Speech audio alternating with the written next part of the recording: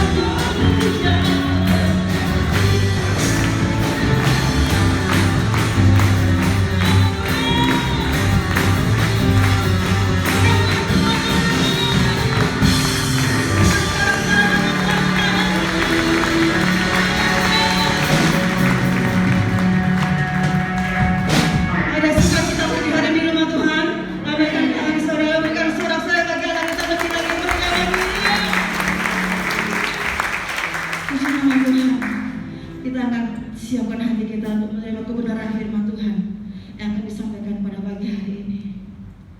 Kita katakan bersama, tak pernah tinggalkan perbuatan tangan.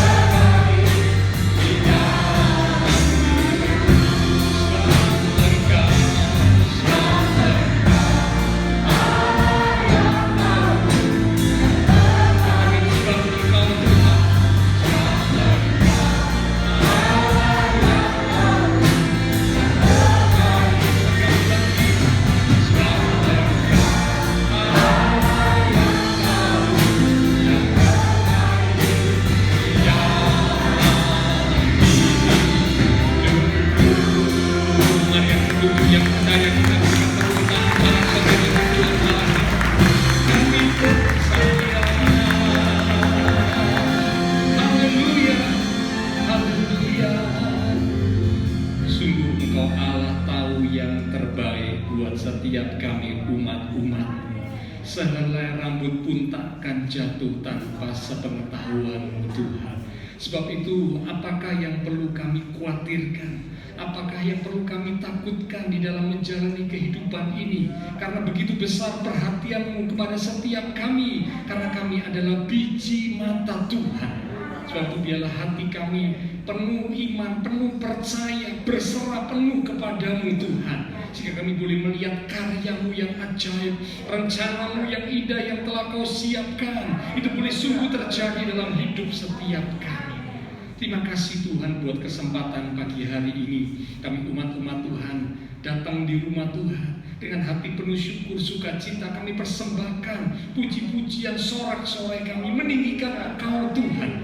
Dan kami percaya setiap pujian yang kami sampaikan, yang keluar dari hati yang sungguh mengasihi Tuhan, maka pujian kami boleh menyenangkan hati Tuhan. Engkau hadir di tengah-tengah ibadah kami, bersemayam di atas pujian umat-Mu ya Tuhan. Karena itu kami hargai, kami hormati kehadiran Tuhan. Kami buka hati kami lebih lagi. Kami ambil sikap seperti Maria untuk duduk diam di bawah kaki Tuhan, menerima firman kebenaran yang sangat kami perlukan. Mari urapi setiap kami ya Roh Kudus. Lembutkanlah hati kami. Berikanlah kami hati seorang hamba, telinga seorang murid, hati yang haus, hati yang rindu akan firman Tuhan, sehingga ketika benih firman ditaburkan, sungguh boleh tertanam, berakar, bertumbuh dan berbuah di dalam hidup kami, sehingga membuat hidup kami semakin diubahkan, bahkan iman rohani kami semakin bertumbuh dewasa. Roh Kudus, urapi pula hamba-Mu yang terbatas. Kalau pikiran dan perkataan Kristus pada diri hamba-Mu, biarlah Tuhan yang berkata-kata melalui mulut bibir hamba-Mu, sampaikan santunan bagi setiap kami saat ini. Kami umat-umat Tuhan siap untuk menerima.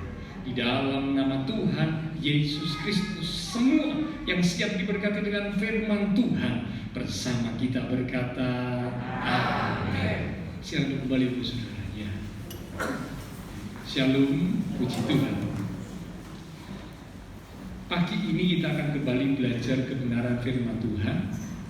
Judul perenungan firman Tuhan pada pagi ini adalah tentang penyesalan, ya, penyesalan, ya, penyesalan. Siapa orang yang tidak pernah mengalami penyesalan? Kalau mau jujur, tidak ada orang yang tidak pernah mengalami penyesalan. Tidak ada. Mengapa? Karena semua orang, semua manusia belum sempurna. Dan karena belum sempurna, maka tentu masih bisa melakukan kesalahan. Namanya manusia yang belum sempurna, di dalam ketidaksempurnaan bisa melakukan kesalahan. Bahkan bukan cuma bisa, sering melakukan kesalahan, ya. Nah, kesalahan yang sudah kita lakukan membuat akhirnya kita menyesal, ya. Nah, penyesalan yang sering terjadi dalam kehidupan manusia selanjutnya harus bisa ditangani, ditindaklanjuti dengan tepat, ya. Karena kalau penyesalan tidak ditangani, tidak ditindaklanjuti dengan tepat, maka penyesalan itu bisa membawa seseorang kepada keputusasaan, hidup dalam keterpurukan, menyalahkan diri sendiri, menyalahkan keadaan, menyalahkan orang lain, bahkan menyalahkan Tuhan. Ya, saya ulang, penyesalan yang sering terjadi dalam hidup kita itu harus bisa ditindaklanjuti, ditangani, diatasi dengan tepat. Karena kalau tidak diatasi dengan tepat, itu penyesalan bisa membawa seseorang menjadi putus asa, hidup dalam keterpurukan, menyalahkan diri sendiri, atau menyalahkan keadaan, menyalahkan orang lain, bahkan menyalahkan Tuhan. Ya. Ada seorang yang sangat terkenal namanya Steve Jobs. Pasti kalau mendengar kata atau nama Steve Jobs tidak asing, ya, karena ini adalah orang yang terkenal bukan hanya di satu negara, tapi terkenal di dunia.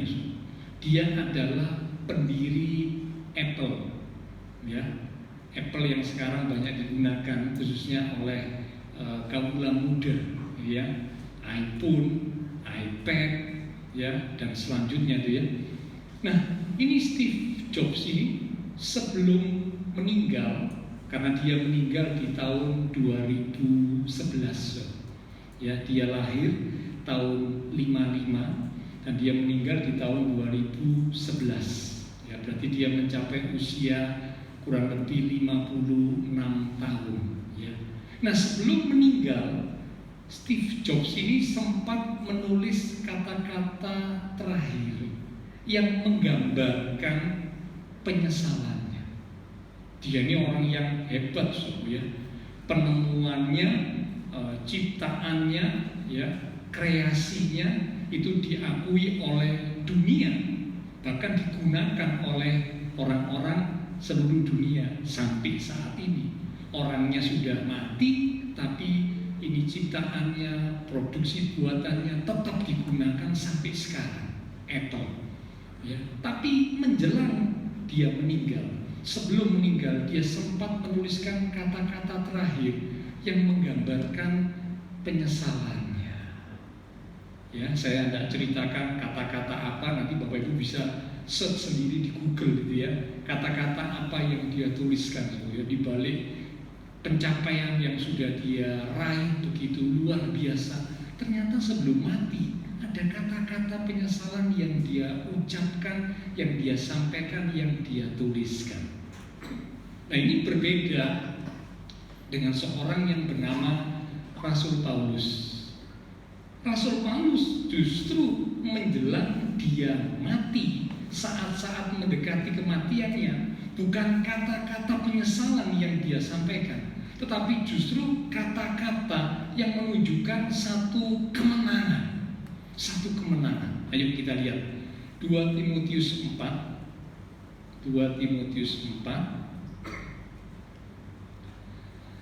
ayat yang ke-6 sampai dengan ayat yang ke-8. 2 Timotius 4 ayat 6 sampai 8. Ini ucapan kata-kata dari Rasul Paulus sebelum dia mati, ya, dia mengucapkan ini dan dituliskan oleh muridnya, ya, dituliskan kepada muridnya. 2 Timotius 4 ayat yang ke-6 mulai, mengenai diriku yaitu Rasul Paulus, darahku sudah mulai dicurahkan sebagai persembahan dan saat kematianku sudah dekat. Karena beberapa waktu kemudian Rasul Paulus memang benar-benar mati, dihukum karena Injil. 7. Aku telah mengakhiri pertandingan yang baik, aku telah mencapai garis akhir, dan aku telah memelihara iman. Wah, ini kata-kata kemenangan, bukan penyesalan, ya, tapi kemenangan, pencapaian yang menunjukkan sebuah kemenangan. 8. Sekarang telah tersedia bagiku mahkota kebenaran yang akan dikaruniakan kepadaku oleh Tuhan, hakim yang adil pada harinya. Tetapi bukan hanya kepadaku, melainkan juga kepada semua orang yang merindukan kedatangannya. Amin. Jadi ucapan terakhir dari seorang yang hidup di dalam Tuhan beda, ya. Kalau Steve Jobs, pencapaian yang luar biasa secara manusia, ternyata di saat-saat menjelang akhir hidupnya kata-kata penyesalan yang dituliskan oleh Steve Jobs. Tetapi Rasul Paulus di saat akhir hidupnya justru kata-kata atau seruan kemenangan yang diucapkan oleh Rasul Paulus sebagai seorang yang hidup di dalam Tuhan. beda, ya. Nah, jadi kita bisa lihat di sini bahwa ternyata memang semua orang bisa mengalami penyesalan, bahkan mungkin sering mengalami penyesalan. Menyesal tentang banyak hal, mungkin menyesal karena menggunakan waktu dengan kurang efisien, mungkin menyesal karena kurang melakukan sesuatu dengan maksimal, mungkin menyesal karena mengabaikan nasihat atau teguran, mungkin menyesal saat mengambil keputusan atau langkah yang salah. Macam-macam hal orang bisa menyesal.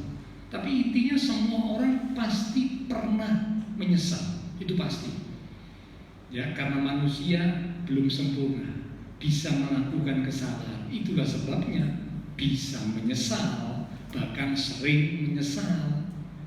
Nah, di dalam Bilangan pasal 14 ada sebuah contoh tentang penyesalan yang ditindaklanjuti, ya, penyesalan yang ditindaklanjuti dengan tidak benar sehingga membawa kepada kehancuran.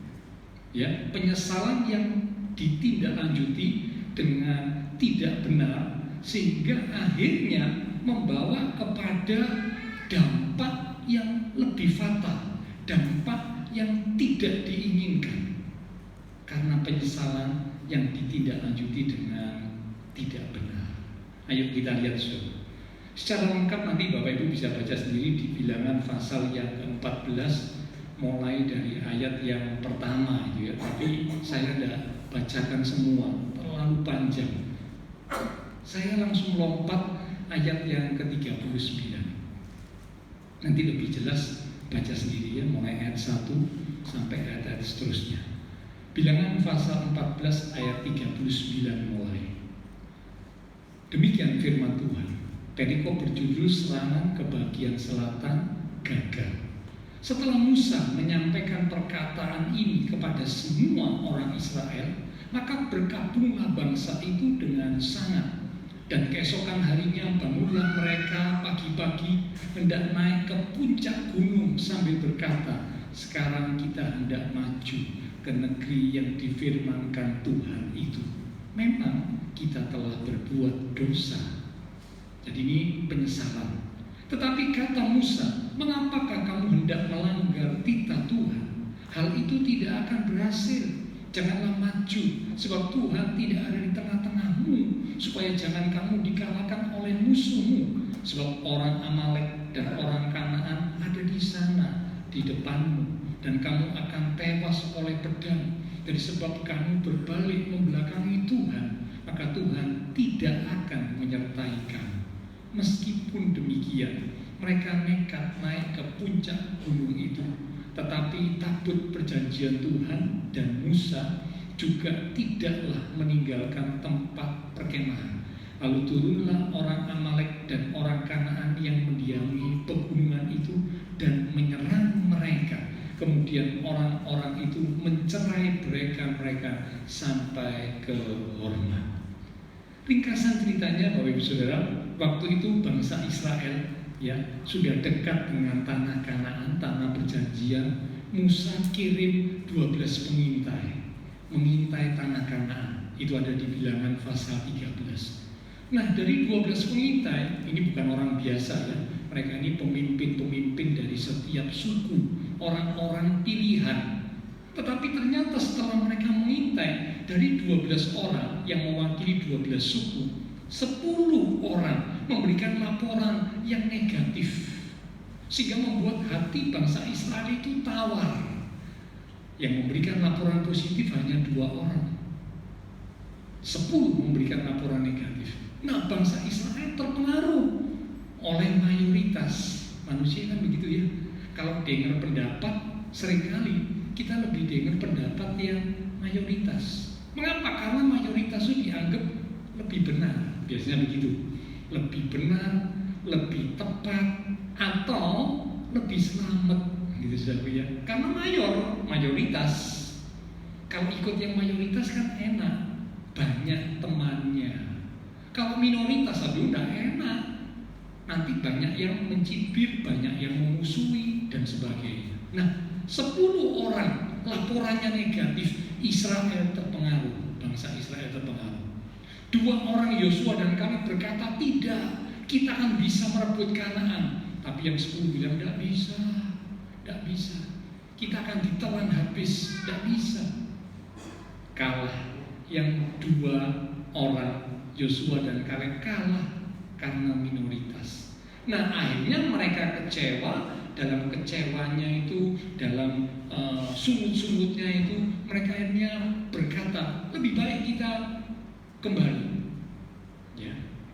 Nah, lalu kalau Bapak Ibu baca di situ dikatakan Tuhan menegur kepada bangsa Israel melalui Musa, karena waktu itu bangsa Israel masih dipimpin oleh Musa. Kenapa itu bangsa Israel seperti itu? Lebih baik ku hancurkan bangsa ini, ku musnahkan, biar nanti Musa keturunanmu yang akan ku angkat, yang akan ku pilih jadi pilihanku, jadi bangsa pilihan. Ini orang Israel tak hancurkan aja. Ya, ini orang yang tidak tahu terima kasih, bangsa yang tidak tahu bersyukur, bangsa yang tegar tengkuk, bangsa yang tidak percaya kepadaku, ku hancurkan. Nah, Musa melunakkan hati Tuhan. Musa minta ampun kepada Tuhan atas kelakuan bangsa Israel. Nah, Tuhan mengampuni, tapi Tuhan berkata begini, karena kamu Israel sudah berkata begitu, maka sekarang kamu harus balik, kembali ke arah laut Teberau, ke arah padang gurun, ke arah laut Teberau. Dan semua orang yang ada di masa itu, di angkatan yang keluar dari Mesir itu ya, tidak akan bisa masuk Kanaan. Semua akan mati kecuali 2 orang saja, yaitu 2 orang minoritas yang memberikan laporan positif, Yosua dan Kaleb.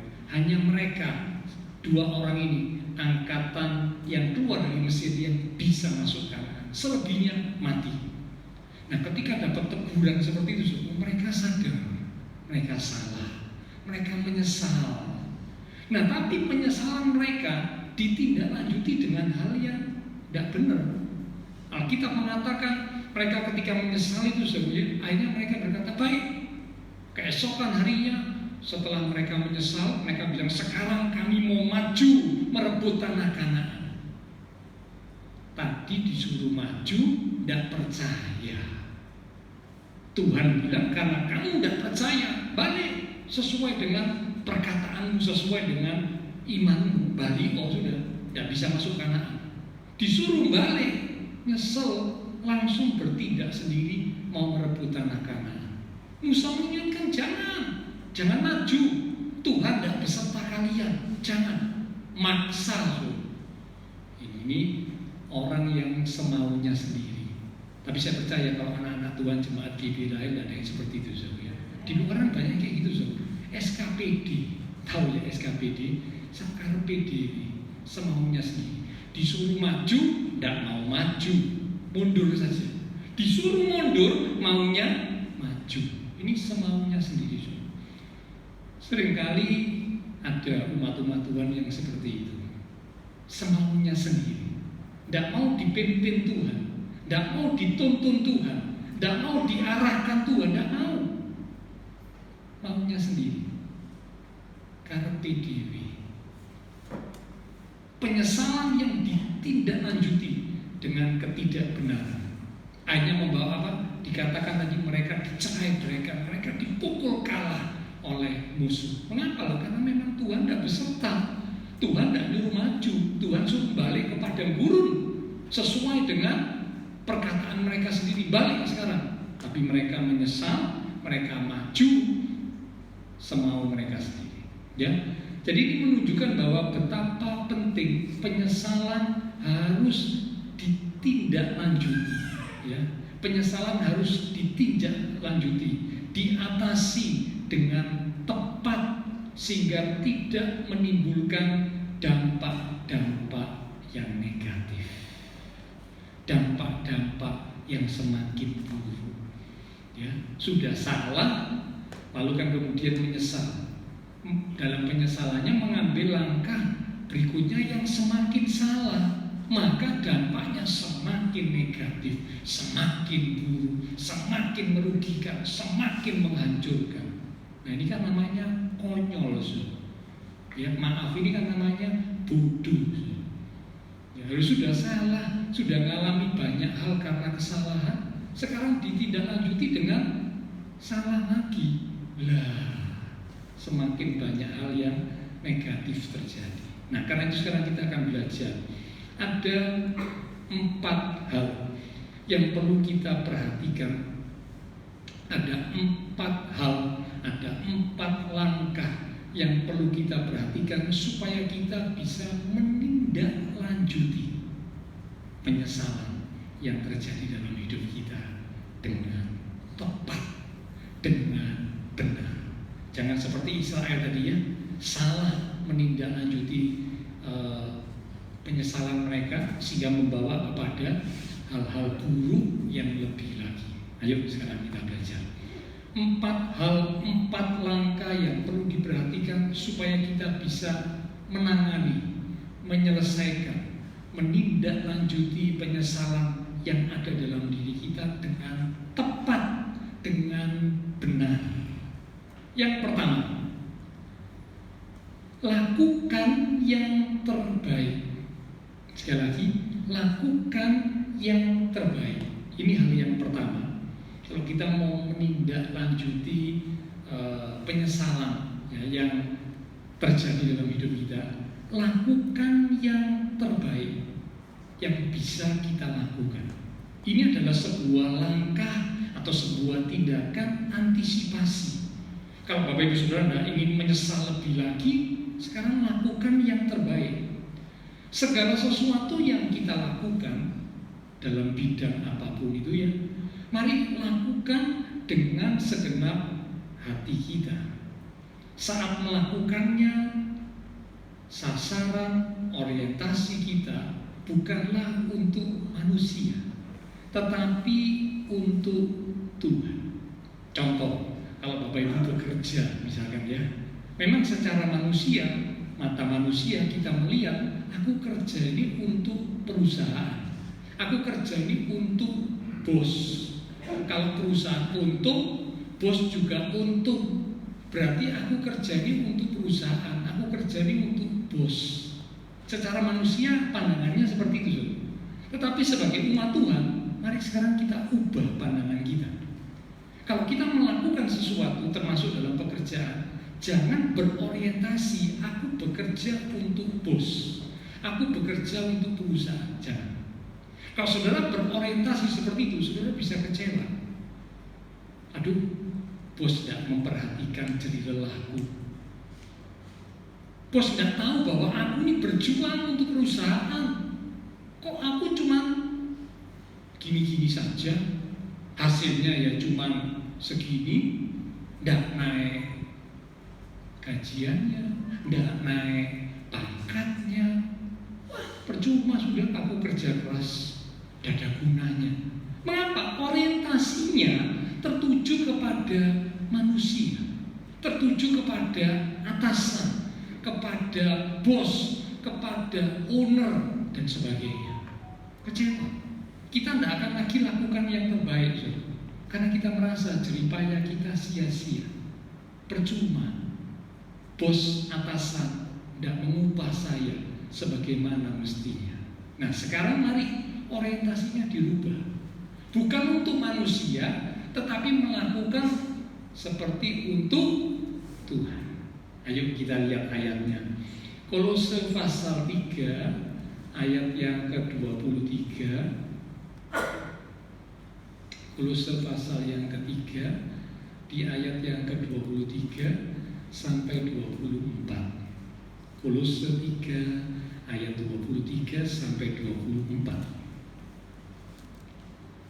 Apapun juga yang kamu perbuat, nah ini bicara tentang melakukan sesuatu, apapun juga itu berarti dalam semua hal, perbuatlah dengan segenap hatimu seperti untuk Tuhan, dan bukan, sekali lagi, dan bukan untuk manusia.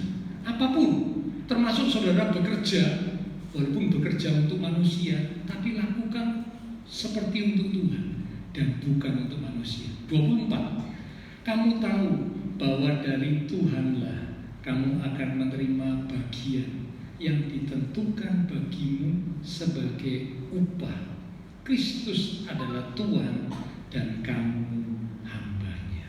Nah, kalau Bapak Ibu lihat, ini ucapannya ditujukan kepada para hamba-hamba. Ya, lihat di ayat yang ke-22. Hai hamba-hamba, taatilah Tuhanmu, dan selanjutnya. Jadi ucapan ayat 23, 24 ini adalah ucapan yang ditujukan kepada para hamba, para pegawai, para pekerja, para bawahan, dan sebagainya. Ini ucapannya ditujukan untuk orang-orang yang bekerja, untuk atasan, untuk majikan, untuk bos, dan seterusnya. Dikatakan kalau mengerjakan orientasinya seperti untuk Tuhan dan bukan untuk manusia. Kalau kita berorientasi seperti untuk Tuhan, maka kita meyakini yang memberi upah itu Tuhan. Tuhan yang memberi upah. Loh, enggak Pak, yang memberi upah itu bos, yang memberi upah itu majikan, yang memberi upah itu atasan. Memang secara mata jasmani yang ngasih upah itu atasan. Tetapi ingat, di balik itu semua Tuhanlah yang memberikan upah. Ayat 23 berkata demikian, karena bagimu ditentukan oleh Tuhan yang memberi upah kepadamu. Nah, kalau saudara lakukan seperti itu Tuhan, orientasinya seperti itu, maka Tuhan yang akan memberi upah melalui bos, melalui majikan. Mungkin bos majikan tidak ngerti, tidak masalah. Tuhan bisa kasih kita upah juga melalui jalan yang lain. Ini sungguh bisa. Tuhan juga bisa gerakkan hati bos, karena saudara berorientasi kepada Tuhan. Tuhan bisa menggerakkan, ya, ngidik-ngidik misalnya. Hatinya bos itu dikidik-kidik sama Tuhan. Ayo, ini pegawai ini mesti bu kasih bonus, mesti bu tambahi, mesti bu naiki bayarannya, mesti bu naikkan pangkatnya. Bosnya dikidik-kidik sama Tuhan. Kenapa? Karena orientasi kita tertuju kepada Tuhan dan bukan manusia. Kita tidak akan kecewa. Apapun keadaannya kita tidak kecewa. Ya. Jadi yang pertama, lakukan yang terbaik yang kita bisa lakukan dalam hal apapun, dengan orientasi tertuju kepada Tuhan, seperti untuk Tuhan dan bukan manusia. Yang kedua, ya, segera putar haluan. Segera putar haluan. Apa maksudnya? Ayo kita lihat Yoel pasal 2 di ayat yang ke-13. Kitab Yoel pasal yang kedua. Yoel pasal yang kedua. Yoel itu sebelumnya Amos. Yoel 2 ayat yang ke-13. Demikian firman Tuhan. Koyakkanlah hatimu dan jangan pakaian. Ya.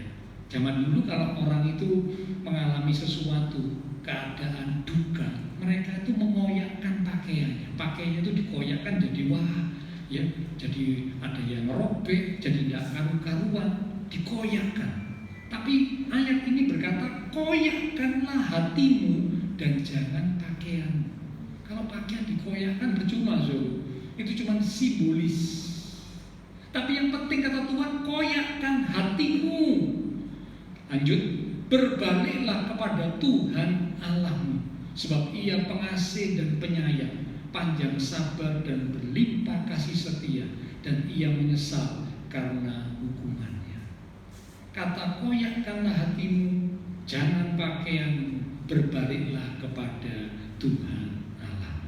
Jadi yang kedua, so, dikatakan segera putar haluan. Yang dimaksud adalah berbalik kepada Tuhan, berbalik kepada jalan Tuhan, berbalik kepada kehendak Tuhan, dan bertobat. Ketika kita sadar bahwa kita sudah ada di jalan yang salah, kita sudah keliru, maka jangan dilanjut lagi, jangan diteruskan.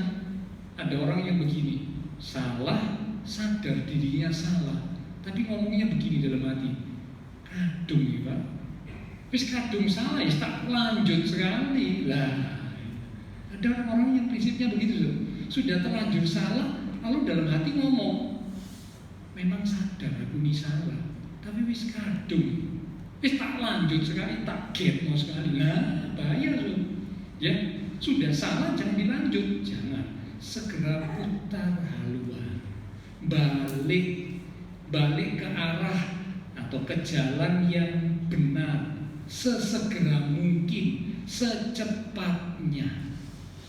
Ini yang kedua ya. Jadi menindaklanjuti penyesalan yang kedua ya, kalau sadar salah ya jangan dilanjut, balik ke jalan yang benar, balik ke arah Tuhan, bertobat. Yang ketiga sekarang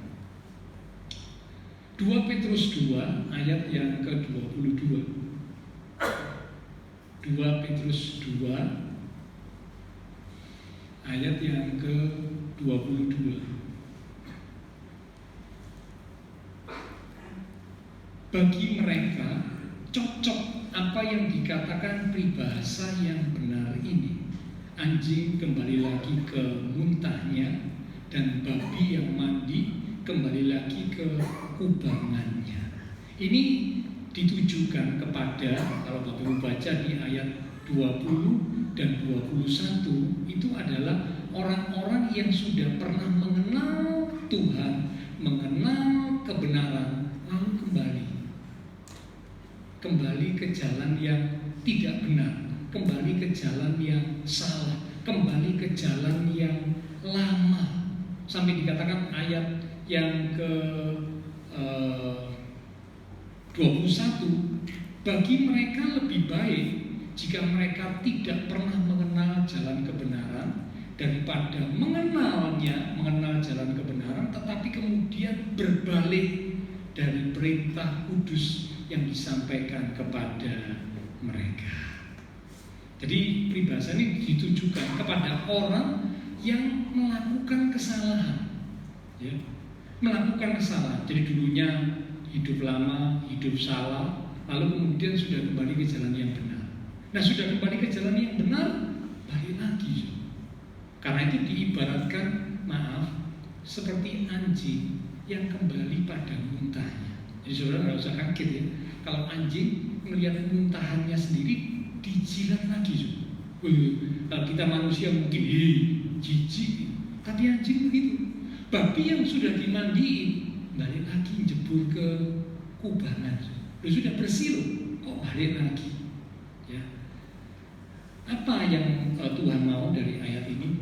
Yang ketiga, supaya kita bisa menindaklanjuti penyesalan dengan benar, dengan tepat. Yang ketiga, belajarlah dari kesalahan.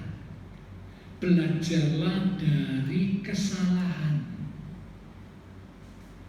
Sekali lagi, semua orang bisa salah. Tapi kalau sudah pernah salah, belajar dari kesalahan itu, supaya jangan sampai jatuh dalam kesalahan yang sama. Jatuh dalam kesalahan yang sama berulang kali loh. Nah ini nanti, tepat peribahasa ini loh. Ya, tidak enak ini peribahasa yang kalau didengar di telinga itu tidak enak ya. Seperti anjing kembali pada muntahnya, seperti babi yang sudah dimandikan kembali ke comberan, ke kubangan. Ya. Nah Tuhan mau kita belajar dari kesalahan yang pernah kita lakukan. Kemudian kita menyesal, kita belajar supaya jangan jatuh pada kesalahan yang sama berulang kali. Mengapa kok bisa jatuh berulang kali? Karena tidak pernah belajar dari kesalahannya. Memang proses pembelajaran itu tidak mudah. Memang ya. Namanya orang belajar itu kan tidak gampang ya. Belajar itu tidak mudah. Tetapi kita harus terus belajar. Walaupun memang kita sadar belajar itu tidak mudah, tapi kita mesti terus belajar supaya sedapat mungkin jangan sampai jatuh pada kesalahan yang sama. Jatuh pada kesalahan yang sama itu berulang kali. Jangan. Belajarlah dari kesalahan yang pernah kita lakukan, kita menyesal, dan kita belajar supaya jangan jatuh pada kesalahan yang sama. Yang keempat sekarang, yang terakhir. Ya, jadi yang pertama, lakukan yang terbaik seperti untuk Tuhan, bukan untuk manusia. Karena kita percaya Tuhanlah yang memberi upah kepada kita. Jalannya bisa lewat bos, tapi juga bisa melalui yang lain. Tapi Tuhanlah yang memberi upah kepada kita. Yang kedua, segera putar haluan. Maksudnya berbalik ke jalan Tuhan, berbalik kepada Tuhan, berbalik kepada kehendak Tuhan, bertobat. Dan yang ketiga, belajar dari kesalahan supaya jangan jatuh dalam kesalahan yang sama berulang kali. Yang keempat sekarang, serahkan kepada Tuhan dan bangkit kembali. Serahkan kepada Tuhan dan bangkit kembali. Penyesalan dapat membuat seseorang terpuruk dan tidak sanggup lagi untuk berdiri. Bisa. Penyesalan itu bisa membuat seseorang terpuruk lalu tidak bisa bangun lagi. Bisa. Bisa. Dan ada orang-orang yang saya lihat seperti itu, dia menyesal, hidup dalam penyesalan lalu terpuruk, tidak bisa bangkit lagi. Ada orang-orang yang seperti itu ada. Namun firman Tuhan memberikan jaminan kepada kita bahwa penyesalan kita, ya, karena kesalahan yang sudah kita lakukan, ya, di dalam penyesalan kita pun itu oleh Tuhan dapat dipakai untuk mendatangkan kebaikan bagi kita. Roma 8 ayat 28, tentu semua sudah hafal ayat ini, ya. Roma 8 ayat 28 dikatakan, kita tahu sekarang bahwa Allah turut bekerja dalam segala sesuatu, dalam segala hal, termasuk dalam penyesalan kita. Karena kesalahan yang sudah kita lakukan, lalu kita menyesal. Nah, di dalam penyesalan kalau kita menyerahkannya kepada Tuhan, Allah dapat, ya, menggunakan penyesalan kita untuk mendatangkan kebaikan bagi kita. Tidak ada kata terlambat untuk bangkit, asalkan kita mau dan menyerahkannya kepada Tuhan. Tuhan pasti dapat menolong kita untuk bisa berdiri kembali, untuk bisa bangkit kembali. Bahkan Ia, Tuhan, akan memulihkan hidup kita menjadi baru, menjadi lebih baik dari sebelumnya. Saudara ingat Ayub? Ayub itu mengalami serangan iblis yang begitu luar biasa. Hartanya habis, anak-anaknya mati semua. Tapi ketika Tuhan memulihkan kondisi Ayub, luar biasa. Alkitab mencatat itu 2 kali lipat. Tidak ada kata terlambat bagi Tuhan. Amin. Tidak ada kata terlambat, saudara. Mungkin bagi manusia dulu terlambat, sudah tidak bisa, terpuruk, sudah tidak bisa bangkit. Bagi Tuhan tidak ada kata terlambat. Penutup, ada 2 tokoh yang bisa menjadi perenungan kita sebagai perbandingan, contoh penyesalan. 2 tokoh, ya, yang boleh menjadi perenungan bagi kita untuk perbandingan, ya, orang yang menyesal.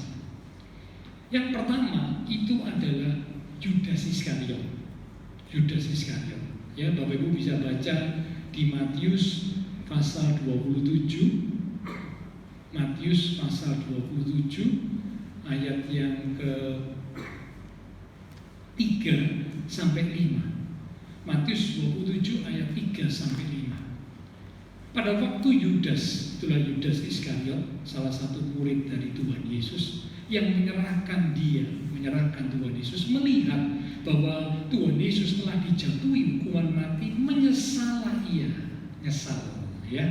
Lalu ia mengembalikan uang yang 30 perak itu kepada imam-imam kepala dan tua-tua dan berkata, aku telah berdosa. Nah, ini nyesel, orang yang nyesel kan seperti ini. Aku telah bersalah, aku telah berdosa karena menyerahkan dana orang yang tak bersalah. Tetapi jawab mereka, apa urusan kami dengan itu? Itu urusanmu sendiri. Maka ia pun melemparkan uang perak itu ke dalam bait suci, lalu pergi dari situ dan menggantung diri.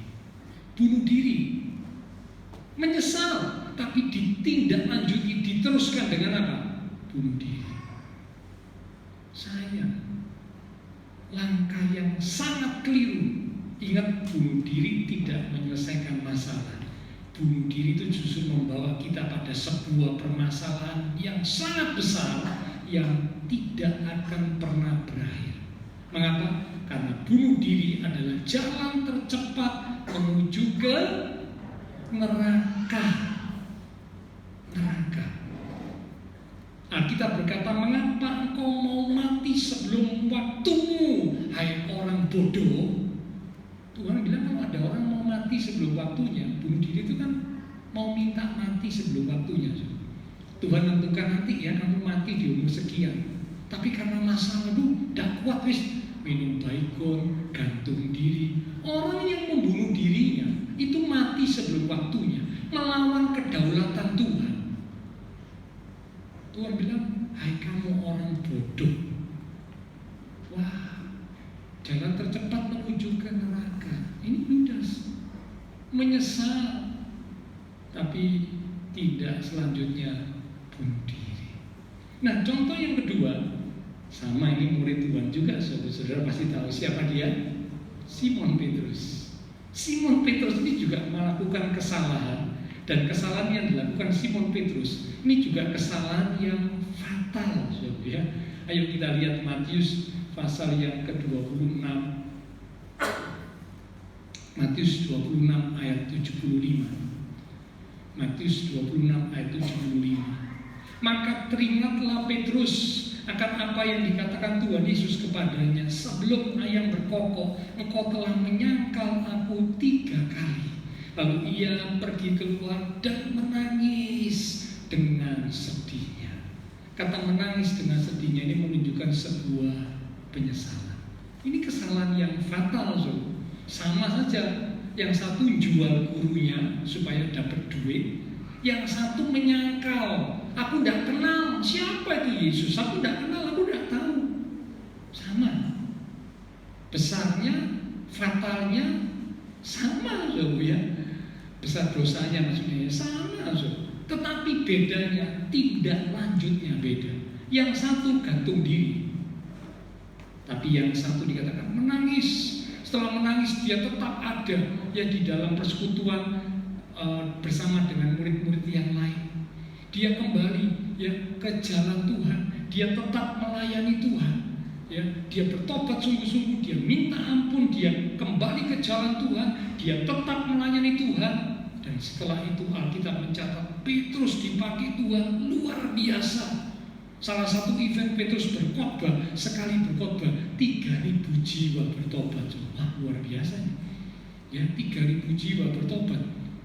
Tuhan pakai Petrus, seorang yang pernah menyangkal Tuhan Yesus, bertobat, menyesal lalu bertobat, berbalik kepada Tuhan. Tuhan bisa pulihkan. Tuhan pakai Petrus secara luar biasa. Dan sejarah mencatat Petrus mati dengan cara disalib terbalik, kepala di bawah, kaki di atas. Mengapa Petrus berkata, jangan salibkan aku dengan kepala di atas, karena aku tidak layak sama seperti guruku. Salibkan aku dengan posisi terbalik. Itu sejarah mencatat seperti itu. Diubahkan luar biasa, dipulihkan luar biasa, karena tindak lanjut penyesalan, menangani penyesalan dengan tobat. Bapak Ibu Saudara, ada satu ayat yang bertanya, adakah sesuatu apapun yang mustahil untuk Tuhan? Itu ada di Kejadian 18 ayat yang ke-14. Ya, pertanyaan ini juga dilontarkan oleh Tuhan kepada kita sekalian pagi ini. Kejadian 18 ayat 14 bagian A dikatakan, adakah sesuatu apapun yang mustahil untuk Tuhan? Mungkin kita berkata, aduh, aku sudah terlalu jatuh, aku sudah sangat terpuruk, aku sudah tidak mungkin bisa bangkit lagi, aku sudah tidak mungkin bisa dipulihkan, menyesal, hidup dalam penyesalan terus aku, ya, sehingga akhirnya tidak bisa menangani penyesalan dengan tepat. Tuhan bertanya kepada kita pagi hari ini, adakah sesuatu apapun yang mustahil untuk Tuhan? Tanda tanya. Tuhan bertanya, adakah yang mustahil untuk Tuhan? Tentu Bapak Ibu sudah tahu jawabannya. Tidak ada yang mustahil untuk Tuhan. Penutup, Lukas 1 ayat yang ke-37. Ini jawabannya saudara. Lukas 1 ayat 37. Pelayan mimbar bisa kembali maju ke depan. Lukas 1 ayat 37 dikatakan, sebab bagi Allah tidak ada yang mustahil. Setuju berkata amin. Jawaban dari kejadian bertanya, adakah sesuatu yang mustahil untuk Tuhan? Dijawab ini, tidak ada yang mustahil bagi Tuhan. Mari kita akan datang kepada Tuhan. Lewat satu pujian kita akan katakan, ini aku, semua milikku, ku serahkan padamu Tuhan. Penyesalan dan kebanggaan, suka dan duka, semua ku serahkan. Yang telah lalu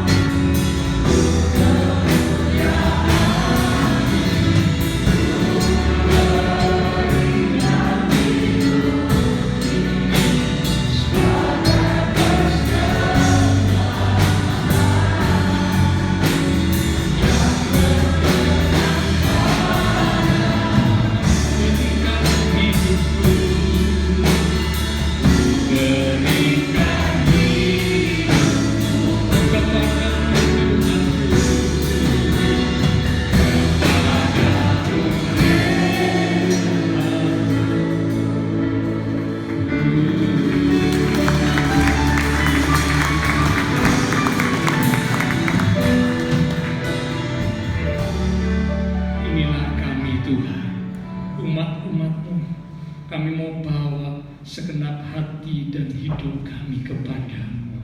Mungkin ada hal-hal yang telah kami lakukan yang membuat kami sadar bahwa ternyata kami salah, sehingga kami menyesal. Dan biarlah di dalam penyesalan ini pun kami boleh menangani, mengatasi, menindaklanjuti penyesalan kami dengan benar, seperti yang dilakukan oleh Petrus. Satu teladan yang baik. Di tangan Tuhan, Tuhan sanggup mengubah, Tuhan sanggup memulihkan, asalkan kami mau menyerahkan semuanya ke dalam tangan Tuhan. Karena tidak ada yang mustahil bagi Tuhan yang kami sembah. Jika ada mungkin pikiran-pikiran yang menghalangi kami, sehingga kami boleh kembali ke jalan Tuhan di dalam penyesalan kami, ampuni kami Tuhan, ampuni kami. Kami boleh belajar dari kisah Yudas, satu tindakan yang bodoh sehingga membuat Yudas mengakhiri hidupnya. Kami boleh belajar dari bangsa Israel yang bukan kembali ke jalan Tuhan, tapi bertindak semaunya sendiri. Ini menjadi satu peringatan buat kami supaya kami tidak melakukan hal-hal seperti ini, tapi kami boleh kembali kepada apa yang Tuhan mau, belajar dari kesalahan-kesalahan kami supaya kami jangan jatuh dalam kesalahan yang sama. Dan selanjutnya kami menyerahkan hidup kami sepenuhnya ke dalam tangan Tuhan. Engkau yang akan bekerja, karena Engkau selalu turut bekerja dalam segala perkara untuk mendatangkan kebaikan bagi kami yang mau belajar untuk mengasihi-Mu Tuhan. Terima kasih Tuhan. Hamba terbatas untuk berkata dan menjelaskan, tapi Roh Kudus yang akan terus mengingatkan firman yang sudah kami terima, sehingga kami tidak terpuruk, kami tidak tinggal di dalam keterpurukan, tapi kami boleh kembali dan bangkit bersama dengan Tuhan. Engkau pasti sanggup melakukan hal-hal yang dahsyat di dalam hidup kami. Terima kasih Tuhan. Hamba berdoa untuk setiap jemaat. Tuhan, Kau berkati setiap umat-umat-Mu, diberkati di dalam iman rohani, diberkati di dalam kehidupan keluarga rumah tangga, diberkati di dalam usaha pekerjaan, diberkati di dalam studi sekolah, diberkati di dalam kesehatan, bahkan masa depan yang indah penuh dengan pengharapan. Engkau berjanji menyediakan buat kami umat-umat-Mu yang sungguh-sungguh percaya dan belajar untuk terus berjalan di dalam kehendak-Mu senantiasa. Terima kasih Tuhan. Semua yang sudah melayani persembahan yang akan dipersembahkan, apapun yang dilakukan setiap umat Tuhan, karena mengasihi Tuhan, Allah sumber segala berkat akan memberkati kembali dan memakai hidup kami untuk boleh lebih lagi memuliakan Tuhan. Kami berdoa jika ada umat-umat Tuhan yang sakit, lewat tempat ini menyatukan hati dan iman kami. Biarlah kuasa Tuhan yang ajaib menjamah. Berikanlah kekuatan, kesehatan, kesembuhan di dalam nama Tuhan Yesus Kristus. Oleh bilur Tuhan Yesus, yang sakit disembuhkan, yang lemah dikuatkan, yang susah dihiburkan. Bahkan yang sedang menghadapi masalah pergumulan, kami mau tetap menanti-nantikan Tuhan. Kami percaya Kau akan menyatakan pertolongan-Mu tepat pada waktunya. Terima kasih Tuhan. Terima kasih Bapa Surgawi. Kami berdoa memberkati bangsa negara kami Indonesia, pemimpin-pemimpin bangsa kami, kota kami Surabaya, akan tetangga lingkungan sekitar gereja Tuhan. Memberkati setiap jemaat Tuhan yang berulang tahun sepanjang minggu ini. Dengan pertambahan usia yang Tuhan beri, membawa kami semakin dekat Tuhan, semakin sungguh di dalam Tuhan. Terima kasih Tuhan. Setelah selesai ibadah, kami akan kembali ke aktivitas kami, kembali ke keluarga rumah tangga kami. Biarlah segala berkat, anugerah, damai, sukacita yang melimpah dari Allah Bapa Surgawi, kasih Tuhan Yesus Kristus, dan persekutuan dengan kuasa Roh Kudus akan terus memimpin menuntun langkah kehidupan setiap kita. Itu terus menaik kita sekalian mulai pagi ini sampai Maranatha, Tuhan Yesus datang kembali. Di dalam nama Tuhan Yesus Kristus, semua yang percaya diberkati Tuhan. Mari bersama dengan iman kita berkata, amin. Tuhan berkati. Bapak Ibu sekalian sampai